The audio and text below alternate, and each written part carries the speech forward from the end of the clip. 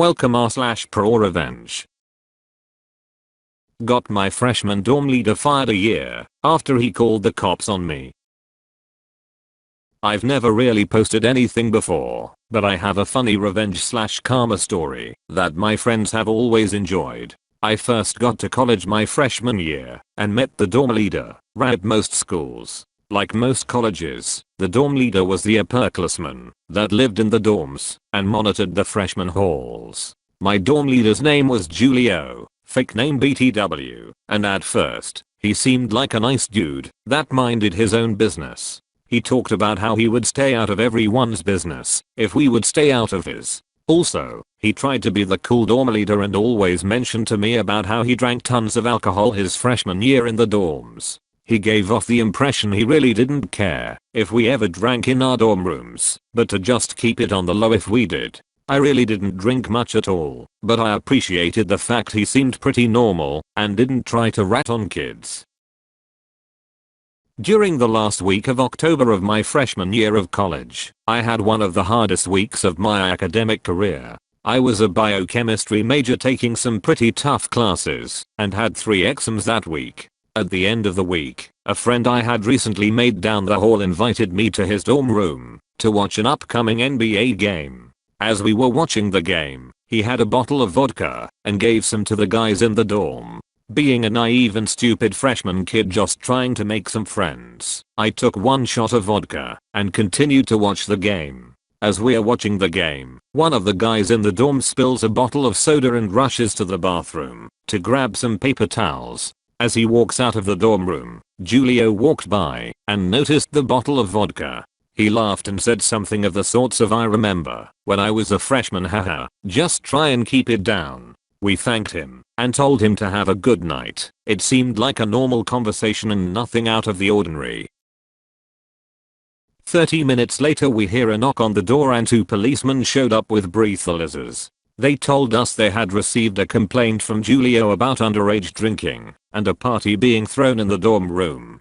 Remember, it was 3 guys watching a Lakers game on a Thursday night at 8 p.m. I ended up getting a minor in consumption charge for blowing a .02, had to do 20 hours community service, a reflection journal, and appear to the Judicial Affairs Center at my college about my supposed drinking problem. I'm not blaming the officer for giving me a ticket, but I was pretty upset that Julio, who always talked about getting shit-faced freshman year in the dorm, called the police right after he essentially gave us the okay for the night. A few weeks later I see Julio and straight up asked him why he decided to rat me out. Specifically, I asked why he didn't just tell me to head back to my dorm if he had a problem with the alcohol instead of calling the police right after our conversation.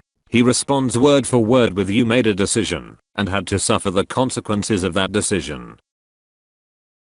After that incident, I never really talked to him, but he always tried to be buddy-buddy when he saw me in the hallway. Anyway, I eventually leave the dorms and move off campus for my sophomore year. I had decided to rush a fraternity my freshman year and ended up meeting some really nice guys. I have never been the fraternity type, but I went to a smaller college where fraternities are a lot different than most places. During the 2nd semester of my sophomore year, my fraternity was taking a new pledge class. One day I received a text from Julio saying one of the guys pledging your fraternity has been caught dealing alcohol to another freshman in the dorms. I thought I would let you know. Turns out Julio was the dorm leader for a freshman pledging my fraternity and ratted him out to Judicial Affairs as well.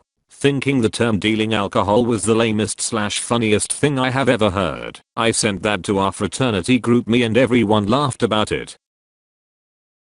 About a week later, that kid pledging our fraternity came up to me asking about the message I received from Julio. Essentially, a pretty similar thing happened to him like what happened to me. Julio found out he had given another kid in the dorm a bottle of wine and reported it to the police. This kid ended up getting a minor in possession and had to speak with Judicial Affairs. This is where the story gets hilarious. In his meeting with Judicial Affairs, the kid pledging our fraternity told the Judicial Affairs guy that his dorm leader, Julio was now a senior at this point, had texted me about the charges pending against him. Apparently, it's a huge violation to discuss pending charges against a freshman in your dorm to a third party. The judicial affairs guy told him that if he could prove Julio was discussing this charge with a third party, aka me, he would receive severe sanctions. Basically, if I sent that text to the judicial affairs people, Julio would be in a shitload of trouble. So I sent the text that night to the judicial affairs people. After that, I didn't hear anything about what happened to Julio, and had honestly forgotten about it. However, nearing the end of the school year in my sophomore year, I saw Julio at the dining hall, and came up to speak to me. He tells me a story about how he knows I was the one that ratted him to judicial affairs, how he ended up getting fired from his dorm leader position, lost the scholarship money his dorm leader job provided him, and overall how shitty his life has been since he got fired. After going through his entire sob story, he asked me, why did you do that? This could have been handled completely differently. I didn't have to get fired, and I could have kept my scholarship money. I look at him dead in the eye for what seemed like 30 seconds and say, Julio, you made a decision and had to suffer the consequences of that decision. Maybe this is judgmental of me, but honestly nobody who chooses to raff for underclassmen dorms is cool. And that's just fine. They are probably perfectly nice people. My sister was in rap and she's very nice. She just didn't have any friends in college. There's just not a lot of people who turn down the opportunity to live with their close friends in order to go live as an outsider with a bunch of freshmen. I've seen a couple of legitimate good reasons, like a guy who was engaged and did an rad job to save up money before moving in with his wife the next semester, or a freshman who somehow managed to become an RA his own freshman year. But most of them are loners who choose ramming instead of the random room at lottery, which is not a horrible choice GBH. For a while I couldn't even buy wine at the grocery store, and you couldn't buy it after a certain time on Saturday, because I guess it was too close to Sunday. Open bracket question mark close bracket. I think Kentucky still doesn't allow any alcohol, beer included, to be sold on Sunday, and I still can't buy liquor at the grocery store. I was shocked when I visited Germany and they just had it on the shelves and didn't have to go to a designated liquor store. Not to mention I went to a dry campus for undergrad, so even if you were 21, you'd get in trouble for having alcohol. Unless you were an alumnus at a football game, of course. I was a dorm leader at one point. I hated the rules they pushed on us. I rarely had to get people in trouble, but I did specifically tell people that if they are doing it and I don't know about it, then I don't have to care. However, if I catch you doing something I know you shouldn't be doing, or you are bothering someone else, then I have to care, or I potentially lose my job.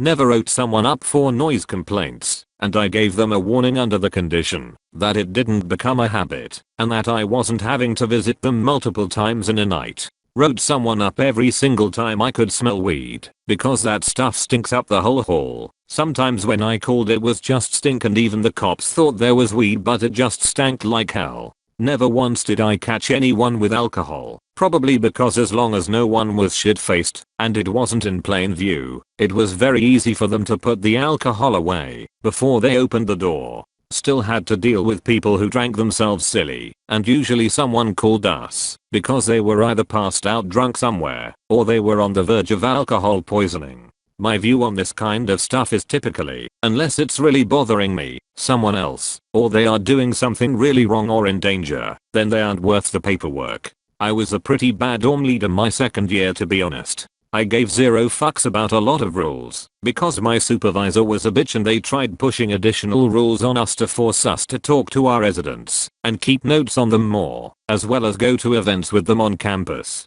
Literally no one wanted to go to these random places with their dorm leader.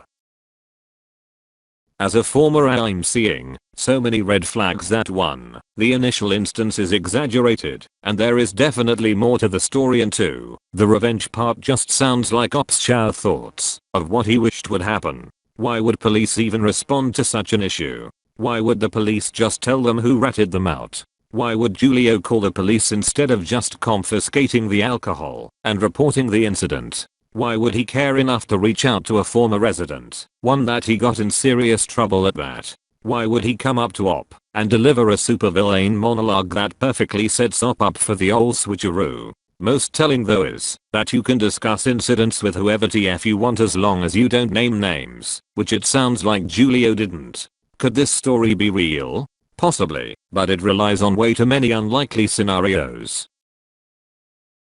Lol, I didn't get mine fired, but I had an RA, Jenny, who I was sweet as pie to. I wasn't like a rager or anything in college, but one night I'm in my PJs and the party comes to my dorm room. Loud rager kids start drinking and sparking up in my apartment, but I was 8 with it, opened up some windows, and tried to quiet everyone down. I was like a bit of a herb, but people knew I was still down. Anyway, I'm high AF now, so I go to grab some snacks from the vending machine, and I go to leave, and like 4 RAs stop me and say, "Go back in there, cops are coming, y'all can wait." So I can go back inside, and I scream, "Hey, everybody get the fuck out.